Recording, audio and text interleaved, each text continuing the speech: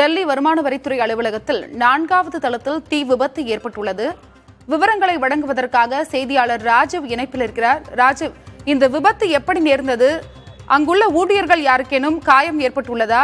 அங்குள்ள தற்போதைய கள நிலவரம் என்ன?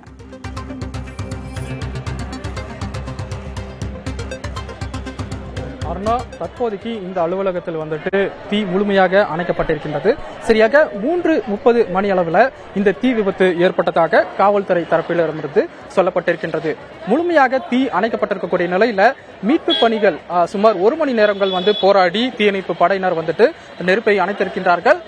அந்த இடைப்பட்ட நேரத்தில் ஒருவர் தீ காயத்துடனும் அதே போல 7 பேர் அங்கு 4வது தளத்தில், அதாவது தீ பற்றிய அந்த தளத்திலிருந்து பத்திரமாக மீட்கப்பட்டதாகவும் கூறப்பட்டிருக்கின்றது. அந்த ஒருவர், காயமடைந்த ஒருவர் அருகே இருக்கக்கூடிய மருத்துவமனையில் சிகிச்சைக்காக அனுமதிக்கப்பட்டிருக்கின்றார்.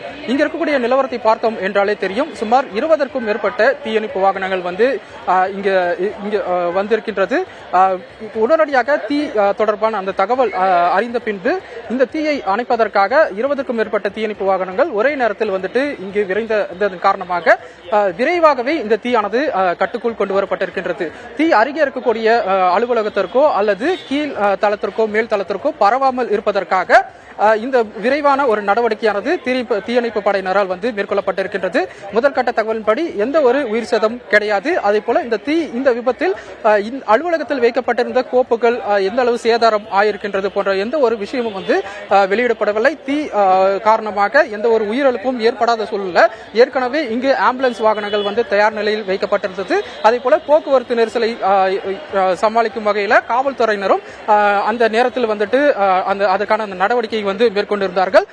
அந்த காட்சிகளை நாம் பார்த்துக் கொண்டிருக்கின்றோம். முழுமையாக தீ அணைக்கப்பட்டு இங்க வாகனங்கள் மீண்டும் திரும்பும் காட்சிகளை நாம் பார்த்துக் கொண்டிருக்கின்றோம். அருணா, வருமான வரித்துறை அலுவலகத்தில் தீ விபத்து ஏற்பட்டது. அந்த தீ விபத்து தற்பொழுது கட்டுப்படுத்தப்பட்டுள்ளது. மிக நல்ல செய்தி. உங்களுடைய தகவலுக்கும் நன்றி ராஜீவ்.